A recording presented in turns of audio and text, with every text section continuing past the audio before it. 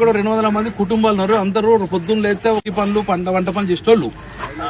ఇప్పుడు మీ నోటీస్ చదివి ఇప్పుడు మీ నోటీసు ఏమని ఇచ్చారంటే 1978లో శంకుస్థాపన చేసిన డ్యామ్ పక్కకు 200 మీటర్ లోపల మీరు ఏ కట్టడాలు ఉండద్దు, జాతీయ డ్యామ్ భద్రతా యాక్ట్ అని చెప్పి ఇచ్చి మీ అన్ని కొలగొట్టాలని కేసు పెడతాం, జైలు పంపుతాం రాసింది. అంతేనా?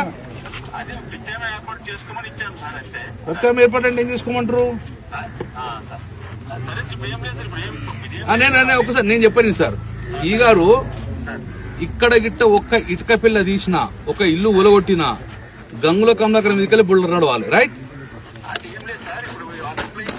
మేము అన్ని ఇప్పుడు మేము ఉన్న మొత్తం రిప్లై ఇస్తాము. నేనే రాసి పెడతా. మీ డ్యామ్ కు ఇబ్బంది ఏమి ఉండదు, మీ డ్యామ్ కు ప్రాబ్లం ఉండదు. కాబట్టి మీరు ఇప్పుడు ఇంత రాసిండ్రు, ఆ ప్రాణ నష్టం లేదా తక్షణ ఇస్తే 2 సంవత్సరాలు జైలు శిక్ష అని పెట్టిండ్రు. మీరు దయచేసి అధికారులు మీరు ప్రజలను హింసించకూరు, ప్రజలు చంపకుర్రి, ఇదికు రాకురు. మీరు మీకు డ్యామ్ సేఫ్టీకి ఏమి ఇబ్బంది లేకుండా మేము చూసుకుంటాం. నేనే ఇప్పుడు నేనే ఇస్తా. కానీ భయభ్రాంత గురి చేసిన వచ్చి ఎవడు దుకాణం పెట్టినట, ఎంత ఇస్తామంటున్నట, ఇవన్నీ కాకుండా నేను లోకల్ ఎమ్మెల్యేగా ఉన్నా. మీరు better to consult with me only. ఒకవేళ మీకు అన్నటువంటి ఆలోచనలు, ప్రభుత్వంగా ఆలోచన, దుర్మార్గపు ఆలోచన ఉంటే నాతో మాట్లాడండి.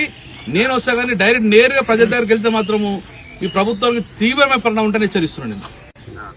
నేను ఇవాళ నోటీస్ పంపిస్తున్నాము. మళ్ళీ వీళ్ళ దగ్గరికి ఎవరు రావద్దు. రైట్? రాసుకో, క్లోజ్ చేయాలి. మళ్ళీ వాడు పెట్టిండు, హైడ్రా పెట్టిండు, బూడ్రా పెట్టిండు, మారకు అత్తే మాత్రం తీవ్ర పరిణామాలు ఉంటాయి. రైట్?